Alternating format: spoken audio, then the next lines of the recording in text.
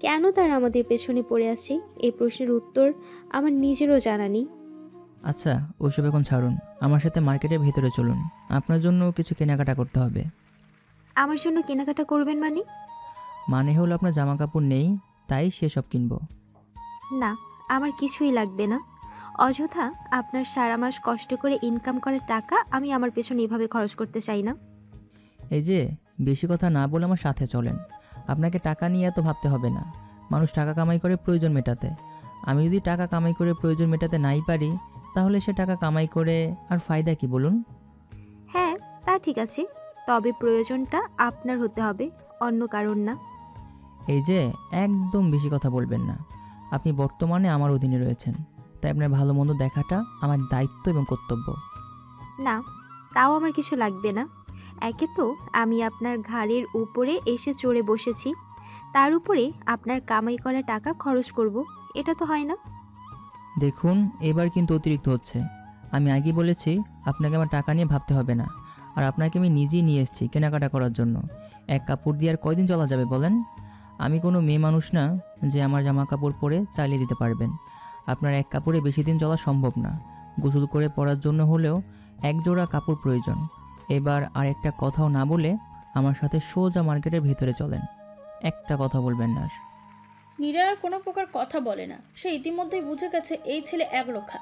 তাকে যতই বারণ করা হোক না কেন সে কিছুই শুনবে না। যে কারণে নীরা আর কোনো প্রকার কথা না বাড়িয়ে চুপচাপ আকাশের সাথে সাথে শপিং মলের ভিতরে প্রবেশ করে। শপিং মলের 4 তলায় একটা লেডিস শপে গিয়ে আকাশ নীরাকে বলে, আপনি জামা পছন্দ করুন। আমার মেয়েদের জিনিস সম্বন্ধে বেশি একটা ধারণা নেই। না থাকলেও আশা করি আমার থেকে খারাপ ধারণা আপনার নয়। আমি কখনোই নিজে কেনাকাটা করে কিছু পরিনি। আমার যত যাই কিছু প্রয়োজন হতো আমার মা কিনে এনে দিত। আপনি পছন্দ করে কিনে দিন প্লিজ। না হয়তো আমি নিজে পছন্দ করে কিনতে গেলে আপনার টাকার দফা রফা হবে। আচ্ছা ঠিক আছে, তাহলে আমি কিনে দিচ্ছি। আকাশ নীরার জন্য নিজেই জামা পছন্দ করতে শুরু করে। বেশ কয়েকটা জামা ঘেটে আকাশের দুটো জামা পছন্দ হয়। আকাশ জামা দুটোর পুরো সেট সহ নেয়। দোকানদার জামা প্যাকিং করছে, এমন সময় আকাশের নজর যায় নীরার দিকে। নীরা একটা জামা ধরে সেটা খুঁটিয়ে খুঁটিয়ে দেখছে। আকাশ দোকানদারকে জামা দুটো প্যাকিং করে রাখতে বলে নীরার কাছে এগিয়ে যায়। নীরা খুব মনোযোগ সহকারে জামাটাকে দেখছে। আকাশ নীরার খুব নিকটে গিয়ে নীরাকে জিজ্ঞাসা করে, এমন মনোযোগ সহকারে কি দেখছেন আপনি? দেখুন জামাটা কত সুন্দর। পছন্দ হয়েছে আপনার? না, এমন কিছু না। আসলে দেখতে সুন্দর লাগছিল তাই দেখছিলাম আর কি। আকাশ কোনো কথা না বলে নীরাকে রেখে দোকানদারের কাছে চলে যায়। এরপর দোকানদারকে জিজ্ঞাসা করে জামাটার দাম কত। দোকানদার আকাশের কথার উত্তরে বলে 5,000 টাকা। আকাশ পকেট থেকে মানিব্যাগ বের করে দেখে সব মিলিয়ে পকেটে 7,000 টাকা রয়েছে। আকাশ পছন্দ করে প্রথমে যেই 2 জোড়া জামা কিনেছে সেটার দাম 4,000, আর পরবর্তীতে সেটার দাম জিজ্ঞাসা করেছে সেটার দাম 5,000, মোট মিলিয়ে 9,000। আকাশ আর কিছু না বলে 2 জোড়া জামার দাম দোকানদারকে পরিশোধ করে, কারণ নীরার কাছে যেই জামাটা সুন্দর লেগেছে সেটা ক্রয় করার জন্য সামর্থ্য আকাশের নেই। সেই কারণে আকাশ কথা না বাড়িয়ে 2 জোড়া জামা কিনে নিয়েছে। দোকানদারের টাকা পরিশোধ করে শপিং ব্যাগটা সাথে নিয়ে নীরাসহ শপিং মল থেকে বেরিয়ে রিকশায় ওঠে। কিছু সময় পর রিকশা গিয়ে থামে একটা রেস্টুরেন্টের সামনে। রেস্টুরেন্টের সামনে রিকশা থামার কারণে নীরা আকাশের কাছে প্রশ্ন করে, বাসায় না গিয়ে রিক্সা এখানে কেন থামিয়েছে? কারণ আজ রাতের খাবারটা দুজনে বাইরে থেকে খেয়ে যাব। আরে আপনি অযথা এত টাকা কেন নষ্ট করছেন বলেন তো? কারণ বাসায় গিয়ে রান্না করার মতো শক্তি আপাতত আমার নেই। সারাদিন অফিসে আমার উপরে অনেক ধকল গেছে। তাই বলে এভাবে টাকা নষ্ট করবেন? আপনি রিক্সাওয়ালাকে বলুন বাসার দিকে যেতে, দরকার হয় আমি রান্না করে আপনাকে খাওয়াবো। আরে সমস্যা নেই, বাসায় গিয়ে রান্না করা ঝামেলা করার চাইতে বাইরে যখন এসছি একেবারে খেয়েই যাই। টাকা গেলে অল্প টাকায় যাবে। আর মাঝে মধ্যে একটু বিলাসিতা করতেই হয়, না হলে জীবনটাকে উপভোগ করা যায় না। নীরা আর কিছু বলে না, চুপ করে রিকশা থেকে নেমে আকাশের সাথে রেস্টুরেন্টের ভিতরে ঢোকে। নীরার কেমন যেন নার্ভাস লাগছে। এই প্রথম জীবনে সে দুদিনের পরিচয়ের কোনো পুরুষের সাথে এইভাবে বাইরের রেস্টুরেন্টে খেতে এসেছে। নীরার ভিতরে হাজার নার্ভাস লাগলেও নীরা কিছু বলে না, চুপচাপ আকাশের সাথে টেবিলে বসে। আকাশ ওয়েটারকে ডেকে খাবার অর্ডার করে। কিছু সময়ের মধ্যে খাবার চলে আসে, দুজনে খেতে শুরু করেছে। খাওয়া শুরু করা খানিক বাদে আকাশ নীরাকে প্রশ্ন করে, আচ্ছা, আপনার পরিবারে কে কে আছে? মা, বাবা আর একটা ছোট ভাই। আপনার পরিবারে কে কে আছেন? শুধু মা আছেন। কেন? বাবা এবং আর কোনো ভাই বোন নেই? না, আর কেউই নেই। আমি আমার মায়ের একমাত্র সন্তান। মায়ের মুখে শুনেছি আমি ছোট থাকা অবস্থায় আমার বাবা মারা গিয়েছেন। ক্ষমা করবেন আমায়। আমি আসলে আপনার সম্পর্কে জানতে গিয়ে হয়তো কষ্ট দিয়ে ফেলেছি আপনাকে। আরে ছাড়ুন তো সব, এত ফর্মালিটিসের কিচ্ছু নেই।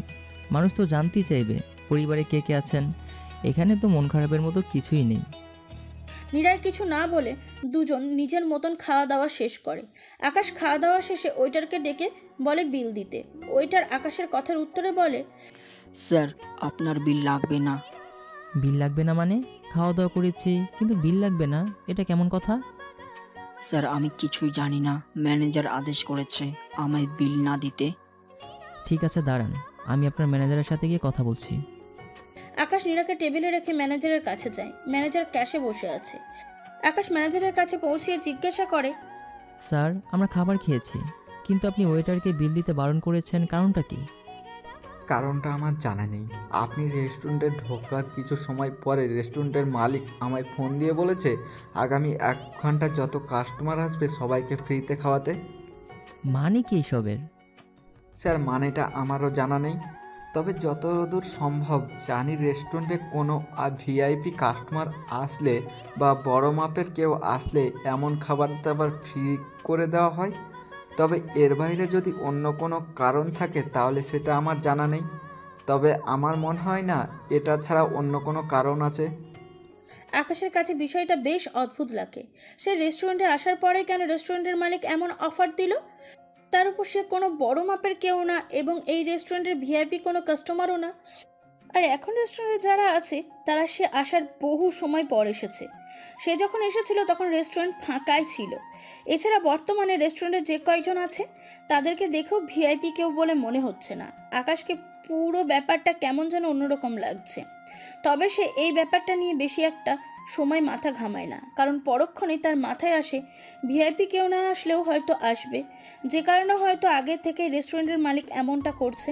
ম্যানেজারের সাথে আর কোনো কথা না বাড়িয়ে নীরার কাছে চলে যায়। আকাশ নীরার কাছে যেতেই নীরা আকাশকে প্রশ্ন করে, টাকা নিয়েছে?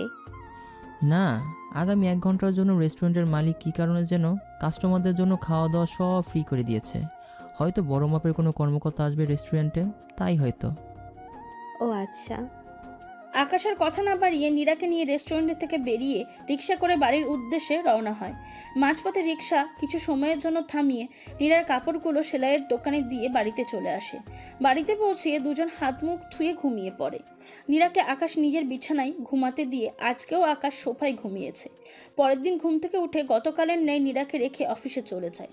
বিকালবেলায় অফিস শেষ করে বাড়ি ফেরার পূর্বে ব্যাংকে যায় টাকা উঠাতে, কারণ সে গতকালকেই ঠিক করেছিল আজকে অফিস থেকে ফেরার পথে ব্যাংকে অল্প কিছু সংখ্যক যে টাকা আছে সেটা তুলে নীরাজ যে ড্রেসটা সুন্দর লেগেছিল সেটা কিনে নিয়ে যাবে, যে কারণে সে ব্যাংকে চলে যায়। গত 2 মাসে সে চাকরির বেতনের টাকা থেকে 7,000-8,000-এর মতন ব্যাংকে জমিয়েছে। ব্যাংকে পৌঁছে টাকা ওঠানোর আগে যখনই সে অ্যাকাউন্ট খোলে তখনই দেখে তার অ্যাকাউন্টে 2 কোটি টাকা। আকাশ নিজের অ্যাকাউন্টে এত টাকা দেখে থতমত খেয়ে যায়। তার অ্যাকাউন্টে টাকার সংখ্যা ছিল 4টা, সেখানে এখন 8 সংখ্যা দেখাচ্ছে, যেটা কোটি টাকার সংখ্যা।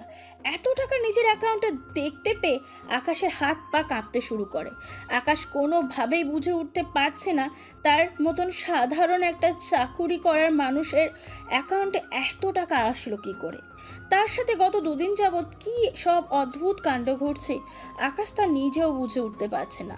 গতকাল স্যুটবুট পরিধান করা লোকগুলো তাকে দেখা মাত্রই উল্টো ঘুরে চলে গেল। রাতের বেলায় নীরাকে সঙ্গে নিয়ে রেস্টুরেন্টে খেতে আসলে কর্তৃপক্ষ তার কাছ থেকে বিল নেয়নি। আর আজকে তার অ্যাকাউন্টে 7-8 হাজার টাকার জায়গায় 2 কোটি টাকা, যেখানে আকাশের সারা জীবনের চাকরির সমস্ত টাকা একত্র মেলালেও তারা এত টাকা হবে না। সেখানে 2 কোটি টাকা তার অ্যাকাউন্টে ব্যালেন্স রয়েছে। ভাবনায় পড়ে যায় আকাশ। অ্যাকাউন্ট থেকে টাকা না তুলে চুপচাপ দাঁড়িয়ে অদ্ভুত সব কর্মকাণ্ডের রহস্য উন্মোচনের চেষ্টা করছে। এমন সময় আকাশের ভাবনায় বাধা দিয়ে ব্যাংকে এক ফিমেল কর্মচারী আকাশকে বলে, স্যার, আপনার অ্যাকাউন্ট তো প্রো অ্যাকাউন্ট। আমাদের এখানকার টপ কাস্টমারদের মধ্যে আপনি একজন। তাহলে আপনি এভাবে কেন টাকা তুলছেন? ভিআইপি কার্ড নেই আপনার কাছে? না, কার্ড তো নেই আমার কাছে। এটা কেমন দ্বারা কি? ব্যাংকের কর্মচারীরা এতদিন কি করছে তাহলে? আমি তো কয়েকদিন হলো এসেছি, যে কারণে বিষয়টা আমি জানি না। কিন্তু পুরাতনরা এই বিষয়টার প্রতি কেন নজর দেয়নি এটাই তো আমার বুঝে আসছে না। স্যার, আপনি তাহলে এবারের মতন এবার টাকা তুলুন। আমি আজকেই ব্যাংকের ম্যানেজারকে বলে আপনার ভিআইপি কার্ড বানিয়ে দেওয়ার ব্যবস্থা করছি। আগামী 3 দিনের মধ্যে আপনার ভিআইপি কার্ড পেয়ে যাবেন। পরের বার থেকে টাকা তুলতে আসলে কার্ড শো করে মেশিনে পিন বা ফিঙ্গার দিলেই আপনি ইচ্ছে মতন টাকা তুলতে পারবেন। ঠিক আছে। আকাশ শুরুতে ভেবেছিল সামান্য কিছু টাকা তুলবে, কিন্তু সে এবার সিদ্ধান্ত নেয় 1,00,000 টাকা তুলবে। যেইভাবে সেই কাজ। লাখ টাকার অ্যামাউন্ট দিতেই মেয়েটা আকাশের দিকে 1,000 টাকার নোটের একটা বান্ডিল এগিয়ে দেয়। আকাশের কাছে সব কিছু কেমন যেন কল্পনা মনে হচ্ছে, কিন্তু কল্পনা মনে হলো বাস্তবে বিশ্বাস করা ছাড়ার কোনো উপায় নেই। কারণ 1000 নোটের একটা মোটা বান্ডিল সে নিজের হাতে নিয়ে রেখেছে। মাথার ভিতরে 1000টা প্রশ্ন ঘুরপাক খেলেও আর কোনো কথা না বলে টাকাগুলো নিয়ে নিজের মতন নিয়ে ব্যাংক থেকে বেরিয়ে যায়। সে চাইলে জানার চেষ্টা করতে পারত ব্যাংকের কর্মচারীদের কাছ থেকে টাকাগুলো কে পাঠিয়েছে বা এতগুলো টাকার উৎস কী, কিন্তু এমনটা করলে ব্যাংকের কর্মচারীরা তার অ্যাকাউন্ট পেন্ডিংয়ে ফেলে দিত। এতে করে সে কোনো প্রকার টাকা উত্তোলন করতে পারতো না, যার কারণে সে কোনো প্রকার প্রশ্ন না করে বুদ্ধি খাটিয়ে টাকা উঠিয়ে নিয়ে চুপচাপ চলে এসেছে। ব্যাংক থেকে বেরিয়ে সর্বপ্রথম একটা রিক্সা নিয়ে সোজা মার্কেটে চলে যায়। এরপর গতকালের লেডিস শপটাতে গিয়ে নীরাজ যে এই জামাটা সুন্দর লেগেছিল সেটা এবং আরও কয়েক সেট জামা ক্রয় করে। পরবর্তীতে মার্কেট থেকে বেরিয়ে আবার একটা রিক্সা নিয়ে গতকালের রেস্টুরেন্টে চলে যায় গতকালকের বিষয় জানার জন্য। আসলে গতকাল থেকে যা ঘটছে তার সম্পর্কে জানার জন্য আকাশ মরিয়া হয়ে আছে। পরপর 3টা ঘটনা ঘটেছে আকাশের সাথে, কিন্তু রেস্টুরেন্ট ছাড়া সেসব সম্পর্কে জানার মতন কোনো স্কোপ নেই আকাশের কাছে। একমাত্র রেস্টুরেন্ট থেকে কিছু জানা গেলেও জানা যেতে পারে। রেস্টুরেন্টে পৌঁছিয়ে ম্যানেজার কাছে প্রশ্ন করে, আচ্ছা, গতকাল আমি চলে যাওয়ার পর কেউ কি এসেছিল রেস্টুরেন্টে? না, আপনি চলে যাওয়ার পর তেমন কেউ আসেনি রেস্টুরেন্টে। এটা কি করে সম্ভব?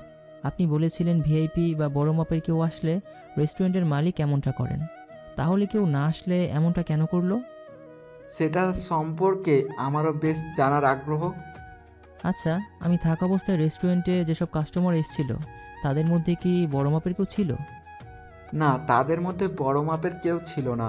আর আমি কম বেশি রেস্টুরেন্টের সকল কাস্টমারদের চিনি। গতকাল আপনি থাকা অবস্থায় বা আপনার পরে এমন কেউ রেস্টুরেন্টে আসেনি, যার কারণে মালিক 1 ঘন্টার জন্য সব কিছু ফ্রি করে দিয়েছিলেন। সবাই সাধারণ কাস্টমার ছিল, কোনো ভিআইপি কাস্টমার গতকাল আসেনি। তবে আমার মনে হয় এমন করার পিছনে মালিকের হয়তো অন্য কোনো কারণ আছে।